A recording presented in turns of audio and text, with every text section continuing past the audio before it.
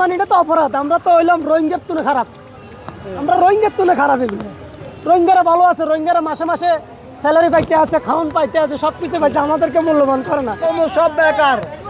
আপনারা ভিডিও করবেন, ঠিক আছে, ভিডিও করবেন, দেখাইবেন হুদায় জল মানুষ দেখাই পরিস্থিতি। আমরা বিকল্প একটা দ্বারা করতেছি হুদা এই বছর সেই বছর, এটা কিচ্ছু হইতো না, শুধু দেখাইবো আর মানুষের শুনাইবো। আমরা করতেছি লাভের বেলা জিরো। কাগজ আশ্বাস দিছে এটা হুদায় 5 বছর চলে যাবো, 5 বছর কি আছে আর না।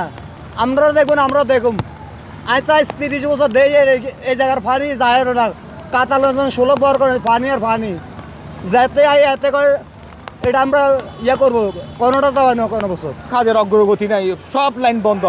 আপনি গিয়ে একটু দেখেন, আমাদের সেন্ট্রাল ল্যাবে দেখেন, মেডিকেলের সামনে কোনো মেশিন নাই, সব মেশিন নষ্ট হয়ে গেছে। আমাদের রিপোর্টিং সব কিছু নষ্ট হয়ে গেছে ভাই।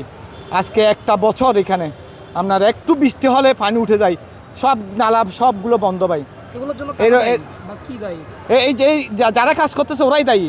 আজকে এই কাজটা কত বছর লাগে এই কাজটা করতে? এসএসসি পরীক্ষা, তারপরে ইংলিশ মিডিয়ামের ও লেভেলের বোর্ড পরীক্ষা সব কিছু মিলে দেশের যে পরিস্থিতি, আমাদের চট্টগ্রামে বিশেষ করে প্রবর্তক মোড় থেকে শুরু করে পাসপোর্ট অফিস, তারপরে আপনার ওই 5 লাইশ থানার পিছনে যে পরিমাণ পানি জমে প্রতিদিন, আজকে অনেক দিন যাবত এই কাজ করতেছে ড্রেনের, কিন্তু করতেছে ঠিক আছে, এখানে কিন্তু আগাইতেছে না কাজটা। মানুষের অনেক দুর্ভোগ হইতেছে প্রতিদিন।